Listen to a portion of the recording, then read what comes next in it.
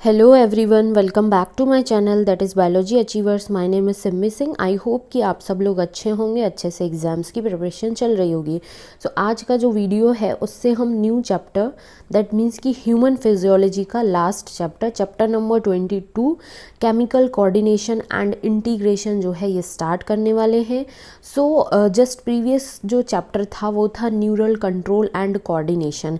तो यहाँ पर केमिकल कोऑर्डिनेशन है, वहाँ न्यूरल कोऑर्डिनेशन था।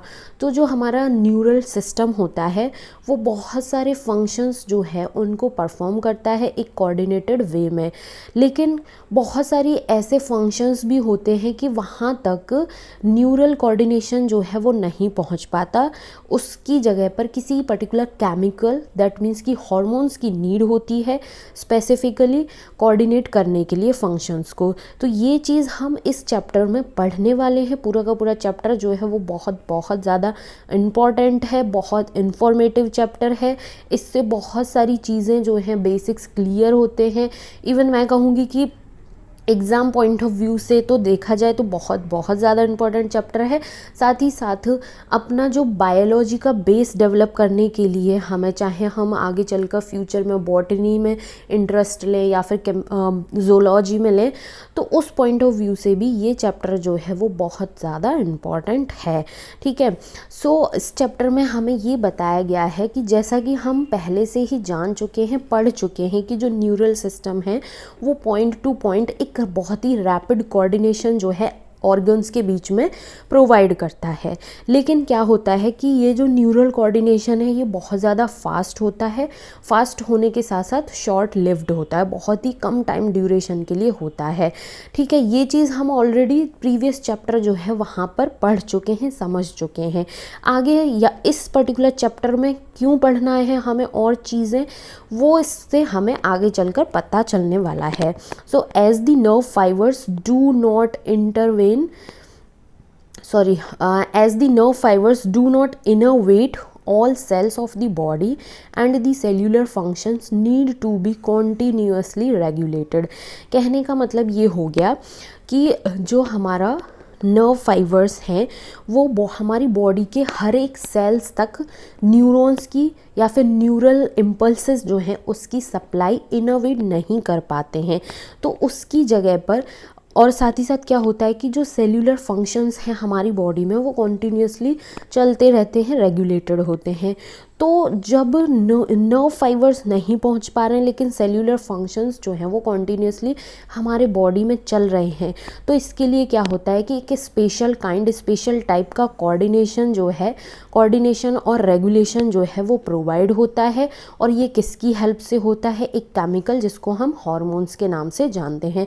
सो जब जो कोऑर्डिनेशन और रेगुलेशन में हमारा न्यूरल सिस्टम अपना रोल प्ले नहीं कर पाता है, वहाँ पर क्या होता है कि कुछ केमिकल्स हार्मोन्स की फॉर्म में अपना इम्पॉर्टेंट रोल प्ले करते हैं कोऑर्डिनेशन और रेगुलेशन के प्रोसेस में। साथ ही साथ क्या होता है कि जो हमारा न्यूरल सिस्टम है और जो एंडोक्राइन सिस्टम है, जिसके बारे में हम इस पर्टिकुलर चैप्टर में डिटेल में डिस्कशन करने वाले हैं एंडोक्राइन सिस्टम के बारे में। तो जब हमारा न्यूरल सिस्टम और एंडोक्राइन सिस्टम एक साथ जॉइंट होकर एक कोऑर्डिनेटेड वे में काम करते हैं, कोऑर्डिनेट होकर रेगुलेट करते हैं जो हमारी बॉडी के फिजियोलॉजिकल फंक्शंस हैं, तो इस तरीके का जो सारा का सारा प्रोसेस है वो हम इस पर्टिकुलर चैप्टर में पढ़ने वाले हैं। सो आई होप कि ये जो इंट्रोडक्टरी पार्ट है इसमें कुछ नहीं है कि सिंपल सी बात कही गई है कि जो हमारा न्यूरल सिस्टम है उससे जो नर्व फाइबर्स हमारे बॉडी के सेल्स तक नहीं पहुंच पाते हैं, सप्लाई नहीं हो पाती है, लेकिन सेल्यूलर फंक्शंस हमारी बॉडी में कॉन्टीन्यूसली चल रहे होते हैं। तो इन फंक्शंस को कॉन्टीन्यूसली चलाने के लिए क्या होता है कि एक स्पेशल टाइप का काइंड का कोऑर्डिनेशन एंड रेगुलेशन प्रोसेस जो है वो होता है, जो कि हार्मोन्स की हेल्प से होता है। अब ये हार्मोन्स जो हैं और एंडोक्राइन सिस्टम जो है उसके बारे में डिटेल में इस पर्टिकुलर चैप्टर में हम पढ़ने वाले हैं। सो आगे की तरफ मूव करते हैं एंडोक्राइन सिस्टम के बारे में। Endocrine glands and hormones. तो सबसे पहले हम देखते हैं कि एंडोक्राइन ग्लैंड, एक ग्लैंड एक्सोक्राइन ग्लैंड भी होती है। एक्सोक्राइन ग्लैंड जो है वो ट्यूब्यूलर स्ट्रक्चर होते हैं, ट्यूब्यूल्स की फॉर्म में प्रेजेंट होते हैं। लेकिन एंडोक्राइन ग्लैंड जो है उसमें क्या है, यहाँ पर डक्ट दैट मीन्स कि ट्यूब्यूल वाला स्ट्रक्चर जो है वो एब्सेंट होता है, इसलिए एंडोक्राइन ग्लैंड जो है उनको हम डक्टलेस ग्लैंड के नाम से भी जानते हैं। सो ये पॉइंट बहुत ज़्यादा इंपॉर्टेंट है, कन्फ्यूज़न क्रिएट करने के लिए एग्ज़ाम में पूछा भी जा सकता है। सो यहाँ पर ये चीज़ ध्यान रखना है कि जो एंडोक्राइन ग्लैंड है उसको हम डक्टलेस ग्लैंड के नाम से जानते हैं, क्योंकि इनमें डक्ट और ट्यूब्यूलर जो स्ट्रक्चर्स है वो एब्सेंट होता है। ठीक है, एंडोक्राइन ग्लैंड का जो सीक्रीशन होता है उसको हम हार्मोन्स के नाम से जानते हैं। अब बात की जाए कि हार्मोन, ठीक है, तो इसकी दो डेफिनेशन है, एक क्लासिकल दैट मीन्स की पुरानी डेफिनेशन है और एक रीसेंट डेफिनेशन भी है। दोनों में क्या डिफरेंस है ये चीज़ हम देखने वाले हैं। सो सबसे पहले हम क्लासिकल डेफिनेशन पर चलते हैं, दैट मीन्स कि जो पुरानी डेफिनेशन है हार्मोन की उस पर तो सिंपल सी बात बोली गई कि हार्मोन जो है वो एक केमिकल होता है जो कि कहाँ से प्रोड्यूस कहाँ से रिलीज़ होता है, एंडोक्राइन ग्लैंड से। एंडोक्राइन ग्लैंड से हार्मोन केमिकल की फॉर्म में, केमिकल दैट मीन्स कि हार्मोन जो है वो रिलीज़ हुआ, रिलीज़ होने के बाद ये कहाँ पर जाता है, हमारे ब्लड में रिलीज़ हो जाता है। ब्लड से ये हमारे बॉडी के जो डिफरेंट ऑर्गन्स हैं, टारगेट ऑर्गन्स जो हैं वहाँ तक इसकी ट्रांसपोर्टेशन होता है। सो ये थी क्लासिकल डेफिनेशन हार्मोन की। अब अगर यदि हम करंट साइंटिफिक डेफिनेशन पर जाएं कि जो करंट साइंटिफिक डेफिनेशन है हार्मोन की, तो उसमें क्या बताया गया है कि हार्मोन जो है वो एक नॉन न्यूट्रिएंट केमिकल है जो कि एक इंटरसेल्यूलर मैसेंजर की तरह काम करता है और प्रोड्यूस होता है ट्रेस अमाउंट में। कहने का मतलब ये हो गया कि यहाँ पे बताया गया है कि जो हार्मोन जो है वो नॉन न्यूट्रिएंट केमिकल है, इंटरसेल्यूलर मैसेंजर दैट मीन्स कि जो सेल्स हैं, डिफरेंट टाइप के जो सेल्स हैं उनके बीच में एक मैसेंजर की तरह ये काम करता है और बहुत ही ट्रेस अमाउंट में दैट मीन्स कि बहुत ही लेस अमाउंट में ये क्या होता है, प्रोड्यूस होता है। सो आई होप कि जो क्लासिकल डेफिनेशन है और करंट साइंटिफिक डेफिनेशन जो है हार्मोन की उसका कॉन्सेप्ट अच्छे से क्लियर हुआ होगा। नाउ आगे हमसे यही बताया गया है कि जो न्यू डेफिनेशन है वो क्या करती है, वो कवर करती है number of new molecules in addition to the hormones. Hormone के साथ साथ में न्यू मॉलिक्यूल्स का जो एडिशन है डेफिनेशन में उसको भी ये कवर कर रही होती है। जैसे कि बता दिया गया कि ये नॉन न्यूट्रिएंट केमिकल है, साथ ही साथ ये एक इंटरसेल्यूलर मैसेंजर की तरह एक्ट कर रहा है और साथ ही साथ ट्रेस अमाउंट में प्रोड्यूस हो रहा है। लेकिन रिलीज़ तो दोनों ही डेफिनेशन में कहाँ से है, एंडोक्राइन ग्लैंड से है। तो सिंपल सा इस पूरे के पूरे कॉन्सेप्ट को समझते हैं कि एंडोक्राइन ग्लैंड जो है वो एक केमिकल सिक्रीट करती हैं, इनके सिक्रीशन को हम हार्मोन के नाम से जानते हैं। हार्मोन्स जो सिक्रीट होता है एंडोक्राइन ग्लैंड से ये हमारे ब्लड में जाता है, ब्लड के थ्रू जो टारगेट ऑर्गन्स जो हैं वहाँ तक इसको पहुँचा दिया जाता है। ये होता है हार्मोन के बारे में। अब क्या है कि हमें क्या करना है, जो ह्यूमन एंडोक्राइन सिस्टम है उसको डिटेल में डिस्कशन करने वाले हैं। तो उससे पहले हम देख लेते हैं कि इनवर्टिब्रेट्स और वर्टिब्रेट्स में हार्मोन का क्या रोल रहता है। सो इनवर्टिब्रेट्स की अगर बात की जाए तो बहुत ही सिंपल एंडोक्राइन सिस्टम जो है इनमें पाया जाता है और बहुत ही फ्यू हार्मोन्स जो हैं वो देखने को मिलते हैं इनवर्टिब्रेट्स के केस में। अब जबकि अगर यदि हम वर्टिब्रेट्स की बात करें तो इसमें लार्ज नंबर ऑफ केमिकल्स जो हैं वो पाए जाते हैं, प्रोड्यूस होते हैं, जो कि हार्मोन की तरह एक्ट करते हैं और कोऑर्डिनेशन जो होता है उसमें इम्पॉर्टेंट रोल प्ले कर रहे होते हैं। सो ये था एक इंट्रोडक्टरी पार्ट हमें एंडोक्राइन ग्लैंड उसका सीक्रेशन जो हार्मोन है, एक्चुअल में हार्मोन की डेफिनेशन क्या होती है। हार्मोन हम सुनते तो रहते हैं, एक्चुअल में होता क्या है, तो ये कुछ नहीं होता है, एक केमिकल ही होता है जो कि हमारी बॉडी के अंदर सिक्रीट हो रहा होता है और ये डिफरेंट टाइप का होता है, ठीक है, और डिफरेंट फंक्शंस जो है उनको स्टिमुलेट करता है, रेगुलेट करने का काम कर रहा होता है। तो सबसे पहले हम जो ह्यूमन एंडोक्राइन सिस्टम है उसके बारे में पढ़ेंगे। अब यहाँ से हमारा इम्पॉर्टेंट पोर्शन जो है वो स्टार्ट होता है। तो जैसा कि हमने जान लिया एंडोक्राइन ग्लैंड जो होती हैं, अब एंडोक्राइन ग्लैंड भी हमारे बॉडी में डिफरेंट होती हैं, ठीक है, और उन डिफरेंट एंडोक्राइन ग्लैंड का सिक्रीशन जो हार्मोन जो है वो भी डिफरेंट होते हैं, जो कि डिफरेंट फंक्शंस को स्टिमुलेट रेगुलेट कर रहे होते हैं। तो यहाँ पर हमसे बताया गया है कि जो एंडोक्राइन ग्लैंड है उसके सिक्रीशन को हम हार्मोन के नाम से जान रहे थे, ठीक है। हार्मोन्स को प्रोड्यूस करती हैं, सीक्रेट करती हैं। अब ये हार्मोन्स जो हैं वो हमारे जो बॉडी में बॉडी के डिफरेंट पार्ट में टिश्यूज़ सेल्स जो हैं उनमें जाकर डिफ्यूज़ हो जाता है और एंडोक्राइन सिस्टम जो है उसको बनाता है इस तरीके से।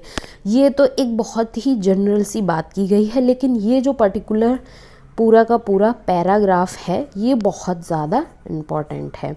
क्यों इम्पॉर्टेंट है कि pituitary gland, pineal gland, thyroid gland, adrenal gland, pancreas, parathyroid, thymus, gonads, gonads में testis in case of males and ovary in case of females, ये क्या है, ये सारे के सारे एंडोक्राइन बॉडीज़ हैं जो कि एक ह्यूमन बीइंग के केस में प्रेजेंट होती हैं, ठीक है।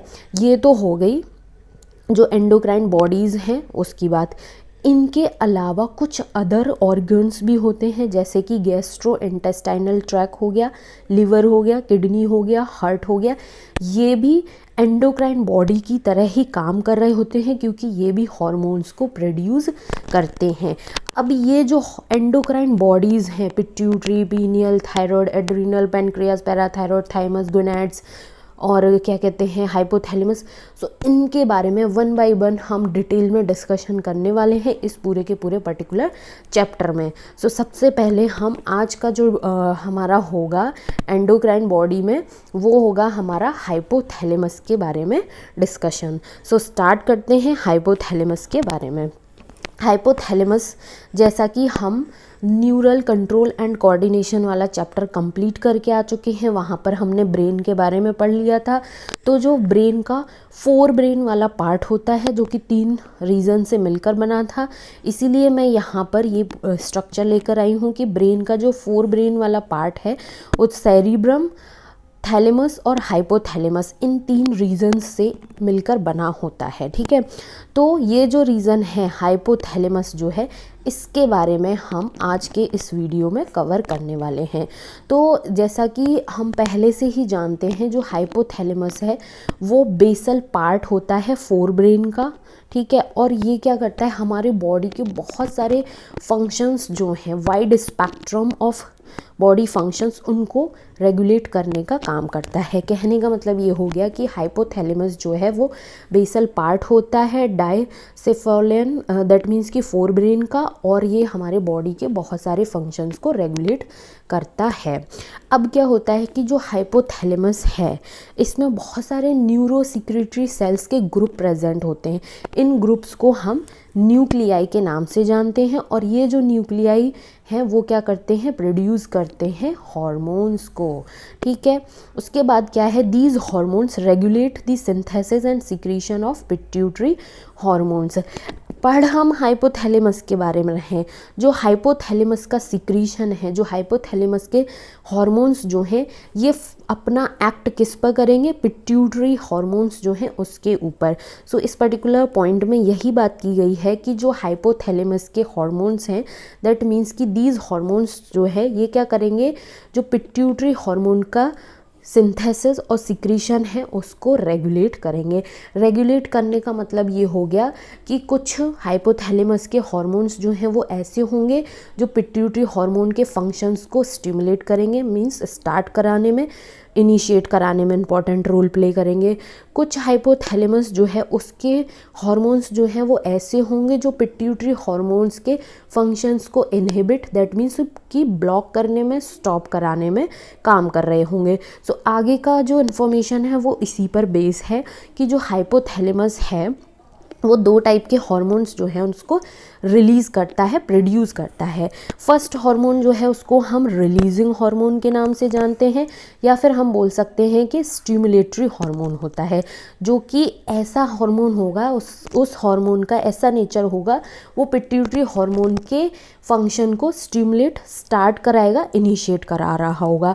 एक दूसरा टाइप जो है हाइपोथैलेमस के हार्मोन का, जिसको हम इनहिबिटरी हार्मोन बोल रहे हैं। तो ये हार्मोन वो हार्मोन होंगे जो पिट्यूटरी हार्मोन के फंक्शन को इनहिबिट, दैट मीन्स कि स्टॉप, ब्लॉक करने का काम कर रहे होंगे। सो यहाँ पर हमें यही बताया गया है, the hormones produced by hypothalamus are of 2 type.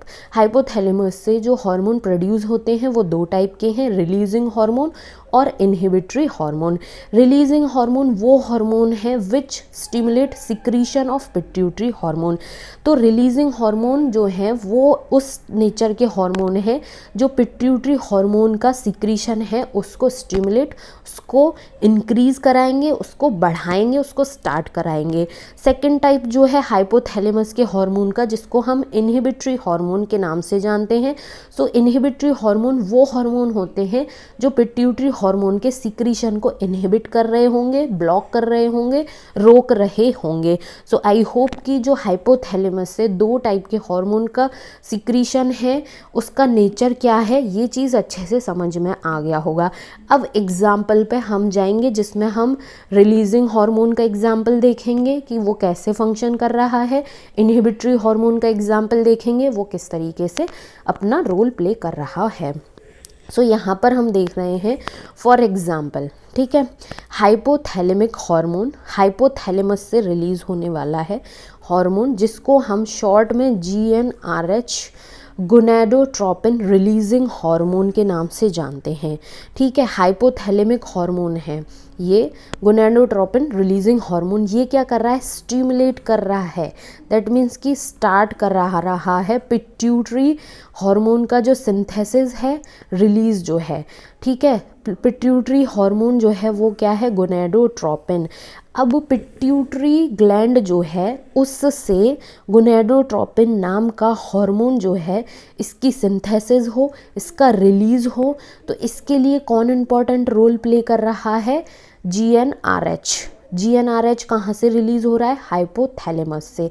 सो यहाँ पर में भी बच्चों को कन्फ्यूज़न हो सकता है, तो उसके लिए हम क्या करते हैं कि ये जो है GnRH ये कहाँ से आया, हमारे पास आया हाइपोथैलेमस से।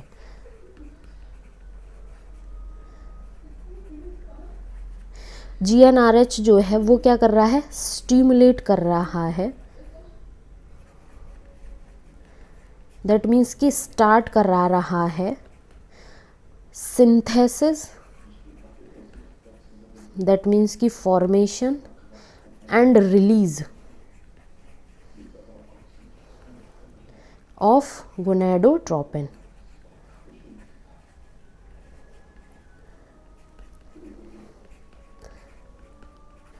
गोनेडोट्रोपिन ये कहाँ से रिलीज हो रहा है, इसकी कहाँ से सिंथेसिस हो रही है, पिट्यूटरी ग्लैंड से। ठीक है, सो आई होप कि जो हाइपोथैलेमिक हार्मोन 2 टाइप के थे, रिलीजिंग हार्मोन। सो सबसे फर्स्ट जो हार्मोन था रिलीजिंग हार्मोन कैटेगरी, उसका एग्जाम्पल विद कॉन्सेप्ट समझ में आ गया होगा। फिर भी अगर यदि कोई कन्फ्यूज़न रहता है, कोई भी डाउट है, तो प्लीज़ कमेंट सेशन में ज़रूर कमेंट करें। एंड रिक्वेस्ट है, प्लीज़ चैनल को ज़रूर सब्सक्राइब करें, वीडियो को लाइक करें और अपने फ्रेंड्स के साथ भी ज़्यादा से ज़्यादा शेयर करें। अब हम दूसरा टाइप जो है हाइपोथैलेमस का, जिसको हम इनहिबिटरी हार्मोन के नाम से जान रहे थे, उसके बारे में पढ़ लेते हैं। So on the other hand, दूसरी तरफ हमें बताया गया है कि हाइपोथैलेमस जो है उससे एक इनहिबिटरी नेचर का हार्मोन रिलीज़ होता है, जिसको हम सोमैटोस्टैनिन के नाम से जानते हैं। ठीक है, अब ये जो इनहिबिटरी नेचर का हार्मोन है सोमैटोस्टैटिन, ये क्या करता है कि जो पिट्यूटरी से ग्रोथ हार्मोन रिलीज़ होना है उसके रिलीज़ को ये इनहिबिट कर देता है, रोक देता है। तो यही बात की गई है यहाँ पर कि on the other hand somatostatin from the hypothalamus inhibit the release of growth hormone from the pituitary. Pituitary से जो ग्रोथ हार्मोन रिलीज होना है उसके रिलीज़ को इनहिबिट, उसके रिलीज़ को स्टॉप, रोकने का काम कौन कर देता है? सोमैटोस्टैटिन, जो कि एक हाइपोथैलेमस से रिलीज़ होने वाला इनहिबिटरी नेचर का हार्मोन है। आई होप कि अब दोनों का कॉन्सेप्ट विद एग्जाम्पल अच्छे से समझ में आ गया होगा। These hormones originate in the hypothalamic neurons, pass through axons and are released from their nerve endings. अब यहाँ पर हमें ये बताया गया है कि ये जो दोनों नेचर के हैं, रिलीजिंग हार्मोन और इनहिबिटरी हार्मोन, ये जो हार्मोन्स हैं हाइपोथैलेमस का जो न्यूरॉन वाला पार्ट है वहाँ से रिलीज़ होते हैं और एक्सोन के थ्रू पास होके नर्व एंडिंग्स जो हैं वहाँ पर ये रिलीज़ हो जाते हैं। सो इसको हम स्ट्रक्चर के बेसिस पर भी समझते हैं कि यहाँ पर है हमारे पास ये पिट्यूटरी ग्लैंड का डायग्राम, लेकिन यहाँ पर ये जो ग्रे कलर से हम रीज़न देख रहे हैं ये है हाइपोथैलेमस का। ठीक है, अब इसमें हाइपोथैलेमस का ये वाला क्या है? न्यूरॉन वाला रीज़न है। ठीक है, यहाँ से ये ओरिजिनेट हुए, रिलीज़ हुए, एक्सोन की हेल्प से ये पास होते हुए नर्व एंड्स जो हैं वहाँ पर ये क्या हो जाते हैं? रिलीज़ हो जाते हैं। सो जस्ट प्रीवियस पॉइंट जो था उसमें यही चीज़ हमें समझाने की कोशिश की गई है। उसके बाद दीज हॉर्मोन्स अब हाइपोथैलेमस से ये ओरिजिनेट हुए, एक्सोन की हेल्प से पास होते हुए नर्व फाइबर का जो एंड रीजन होता है वहाँ तक ये रिलीज़ हो गए। वहाँ से ये जो है पिट्यूटरी ग्लैंड में किस तरीके से रिलीज़ होते हैं, किस पाथवे के थ्रू पहुँचते हैं पिट्यूटरी ग्लैंड में, वो चीज़ हम यहाँ पर देखने वाले हैं। So these hormones reach the pituitary gland through a portal circulatory system. ये क्या है? ये एक पोर्टल सर्कुलेटरी सिस्टम है। इसके थ्रू क्या है? ये जो 5 हॉर्मोन्स हैं वो पिट्यूटरी ग्लैंड के एंटीरियर पार्ट जो है वहाँ पर पोर्टल सर्कुलेटरी सिस्टम के थ्रू पहुँचेंगे। अगर यदि स्पेसिफिकली हमसे ये बात की जाती है कि जो पिट्यूटरी का पोस्टीरियर पार्ट है वहाँ पर ये हॉर्मोन्स कैसे पहुँचेंगे, तो पिट्यूटरी का जो पोस्टीरियर वाला पार्ट होता है वो डायरेक्ट कंट्रोल में होता है हाइपोथैलेमस के।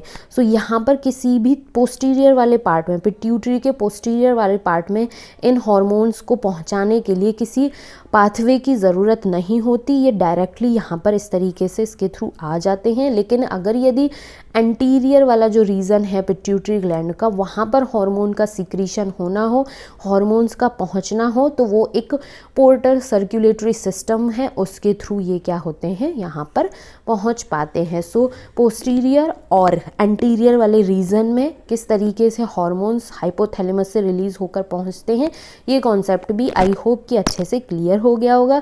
फिर भी अगेन कोई डाउट है, कुछ भी प्रॉब्लम है, तो उसके लिए प्लीज़ कमेंट सेशन में ज़रूर कमेंट करें। और इस तरीके से हमारा हाइपोथैलेमस का जो कॉन्सेप्ट है वो हो जाता है कंप्लीट। सो वन शॉट अगर हम थोड़ी सी बात करें कि हाइपोथैलेमस के बारे में, तो हाइपोथैलेमस जो है वो फोर ब्रेन के बेसल पार्ट में प्रेजेंट होता है। इसमें बहुत सारे न्यूरो सिक्रेटरी सेल्स होते हैं जिनको हम न्यूक्लियाई कहते हैं, जो कि हॉर्मोन्स को प्रोड्यूस करते हैं। अब जो हाइपोथैलेमस के हॉर्मोन्स हैं वो पिट्यूटरी हॉर्मोन्स के फंक्शंस जो हैं उसके सिंथेसिस और उसका जो सीक्रेशन है उसको रेगुलेट करते हैं। हाइपोथैलेमस जो है उससे 2 टाइप के हॉर्मोन्स रिलीज़ होते हैं। एक रिलीजिंग हार्मोन होता है जिसको हम स्टिमुलेटरी हार्मोन भी बोल सकते हैं, और एक इनहिबिटरी हार्मोन होता है। इनका किस तरीके से वर्किंग मैकेनिज्म है रिलीजिंग हार्मोन का और इनहिबिटरी हार्मोन का, विद एग्जाम्पल वो हम चीज़ ऑलरेडी कवर कर चुके हैं।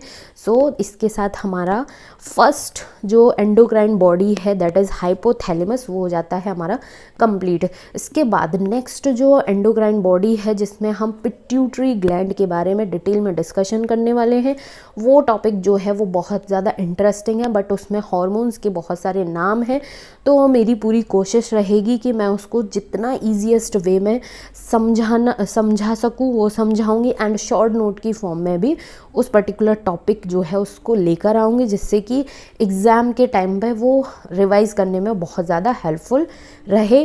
क्योंकि ये जो चैप्टर है इससे भर भर के क्वेश्चंस पूछे जाते हैं एग्ज़ाम में, और भर भर के कन्फ्यूज़न जो है वो बच्चों के अंदर क्रिएट होता है, क्योंकि इतने सारे हार्मोन्स, इतने सारे नाम हो जाते हैं कि समझ ही नहीं आता कि क्या चल रहा है।